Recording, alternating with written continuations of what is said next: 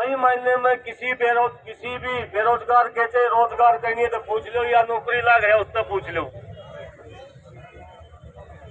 कौशल रोजगार निगम इन्ना बना रखा, इनका ऑफिस में पूछा इनका के नीति नियम इन्ना नहीं बेरा।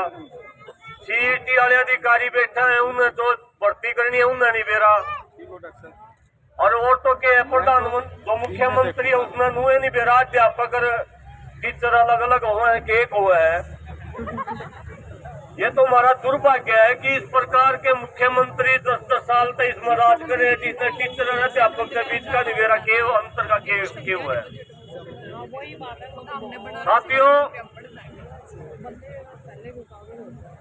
मैं तो आपसे एक ही अनुरोध करूंगा कि जो बात भाई अनुराग ढांडा ने भी कही थी, अगर जो तारा काम आंदोलन तक नहीं चल रहा है तो वोट की चोट मारियो, या चोट किस किस का मारा नो तो बता दो।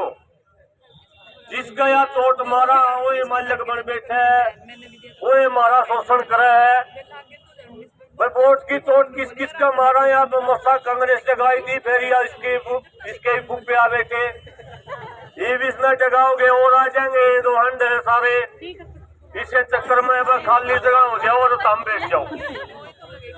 भाई वोट की चोट भी मारनी पड़ जा तो सीईटी का किसी बालक ने खड़ा करियो। आपके बच्चा में अपनी सोच को थोड़ी बड़ी करना भी सीखो। अगर इस धरती के ऊपर आए हो तो ये जरूरी नहीं है कि हम ग्रुप सी और डी के लिए लड़े। अगर जरूरत पड़े तो हम एमएलए और एमपी के लिए भी लड़ सकते हैं। ऐसा मैदान आपने बनाना पड़ेगा।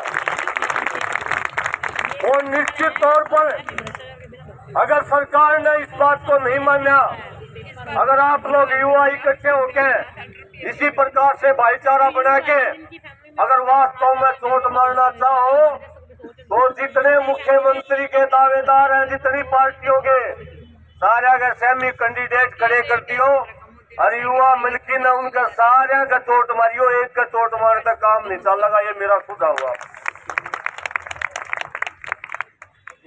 और दूसरी और आखिरी बात भाई, आप साथी समर्थन मांगने के लिए आए थे। मैंने तो पहले दिन तक सलाह दी थी भाई हमारा तो काम तो किसानों के लिए लड़ाई लड़ना, लेकिन देश का सत्यानाश हो रहा है। इस प्रकार के आंदोलन करने का काम विपक्षी दो पार्टी लोकतंत्र में इसलिए बनाई थी, अगर सत्ताधारी लोग जनता के साथ अन्याय करें, गलत नीतियां बनावे तो दूसरी जो विपक्ष में बैठी पार्टी है वह सड़कों पर आंदोलन करे, उनकी आवाज को उठावे। लेकिन विपक्ष की हालत यह है, भारत यात्रा शुरू करी विपक्ष ने थोड़े दिन पहले जन संदेश यात्रा। उस विपक्ष ने उन्होंने मेरा जन संदेश यात्रा में मैं रोज उनके बयान पढ़ूं। एक दिन सीईटी के बारे में उन जन संदेश यात्रा में उन्होंने आवाज को नहीं उठाया। पड़ोस में 72 गाँव का मुआवजा, रिलायंस कंपनी, बीमा कंपनी 72 गाँव का मुआवजा खा के डकार नहीं रही पिछले 2 साल तक।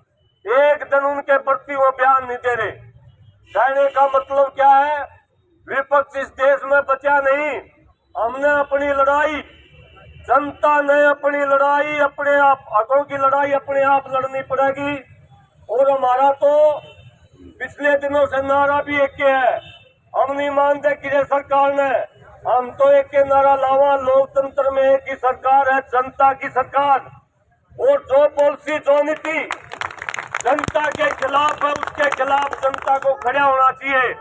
और लोकतंत्र के अंतर साथियों, जनता से मैं नहीं कह रहा, लोकतंत्र में संविधान की प्रस्तावना में लिखा है लोकतंत्र जनता के लिए, जनता के द्वारा चुना हुआ लोकतंत्र।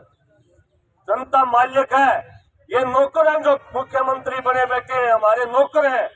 ये भूल चुके हैं कि लोग, हम अपनी असली ताकत को भूल गए, इसलिए ये नौकर तो है, ये तो महिला में बैठे हैं और असली मालिक यहाँ पार्का में दरी बिछाई बैठे हैं।